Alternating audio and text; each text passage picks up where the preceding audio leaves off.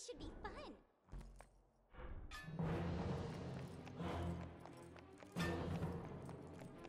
Hello game fans and welcome to another video from Gaming Debugged.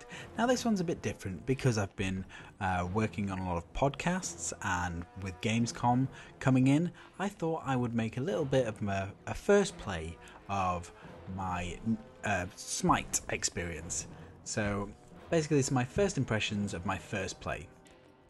In the past I've tried to play things like Dota 2, but I haven't really had the time and the inclination to commit myself to it long term. So when I got the invite for the Smite beta, I was really excited. And so what I've done is I've had a first play and I just jotted down a few notes, and I'm going to take you through my first foray into Smite and this sort of new perspective on the MOBA genre, and I thought I would share it with you. It's not going to be a very long video, but hopefully with the now new announcement saying that it's going to come out on Wednesday the 19th on Xbox One, I think that a lot of people are going to be looking forward to playing it and looking for opinions on whether or not they should give it a go. Now, originally this was a PC exclusive, but it has been quite a while since then. So now it's finally been brought to Xbox One, and it is the first MOBA to be brought to Xbox One. So it's a popular MOBA, and it allows either a 5v5 or a 3v3 online match, in the fact that you join forces to take on an opposing force. So you've got 3 lanes in which you can go down and tackle the different enemies or beasties, and in each different lane there are bosses that you can attack to get buffs. So in this case this one's a speed boost, and it's a refreshing take on the MOBA genre.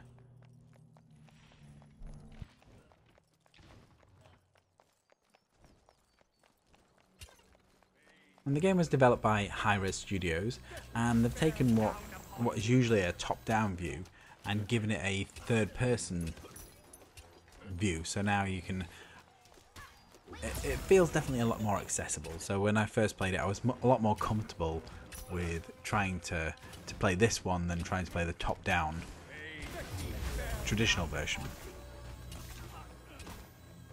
In this case, I'm playing one of the first gods that are available, but I think out of all the mythological characters that you can choose, there's around 51 different gods of which you can tackle, and they all have their different variations. So Hercules is a big Hulk.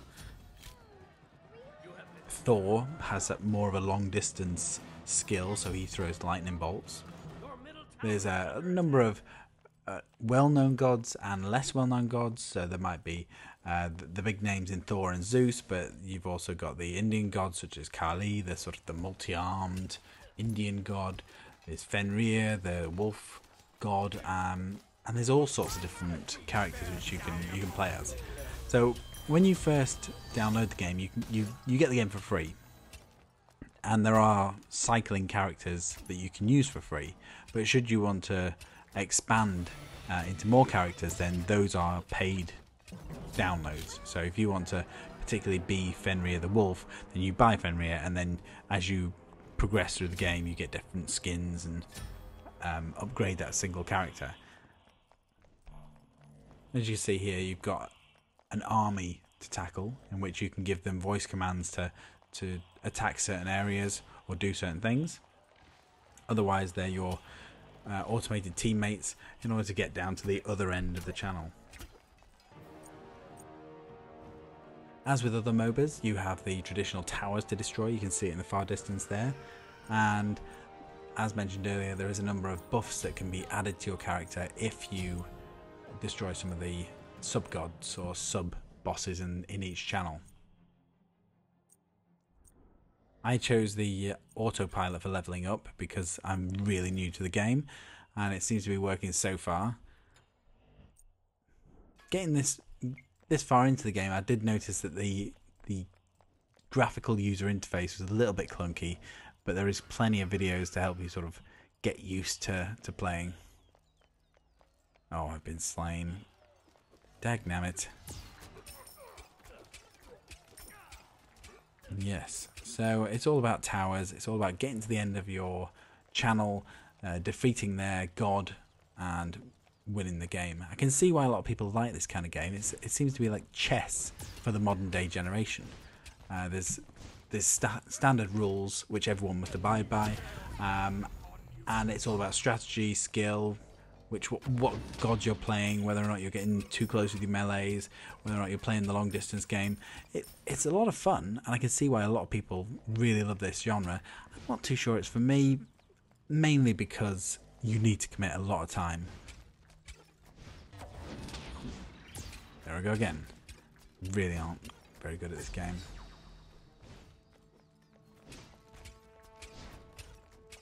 One of the best things I found was there's a match of the day function which gives you a certain type of game type, which adds a little bit of fun because it kind of levels the playing field a lot for even the more advanced players. So you might be playing the Norse versus South, where you've got a very specific type of god that you can play, and the enemy have to play a very specific type of god. And even though it's a bit odd to play, the fact that nobody really knows much about who you're playing, like as in the gods, adds a little bit of extra leveling, I always find. At this point I'd only just done the tutorials and I'd played it for about an hour, and as you can see I'm constantly dying. But overall I found Smite to be a really approachable MOBA. If you're not used to the genre, this is a really easy way to get into the mechanics, because you're so used to these third-person adventures and these third-person over-the-shoulder camera angles.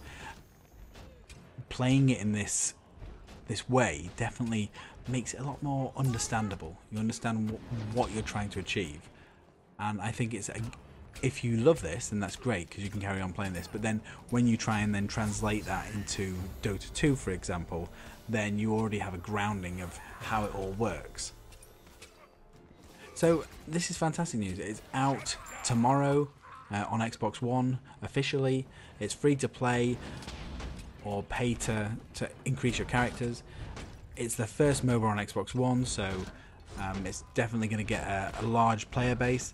So yeah, if you want to pick it up and you were just after my first opinion, I really enjoy it. And if you've got enough time to commit to it and to learn it and to put a bit of money into your particular character, then it's a welcome addition to the Xbox family. If you have any thoughts, let me know in the comments. And if this has been helpful at all, just give us a thumbs up. Otherwise, thank you for watching, and I hope you've enjoyed this video from Gaming Debugged. Finish him! You know, Fatale. The kind of dame who inspired bloodshed and heartbreak, twisting men's hearts till their pockets were empty and their eyes were full of lust. Didn't matter if they were rich, powerful, even dangerous. In the end, they'd all spill their darkest secrets and beg for more.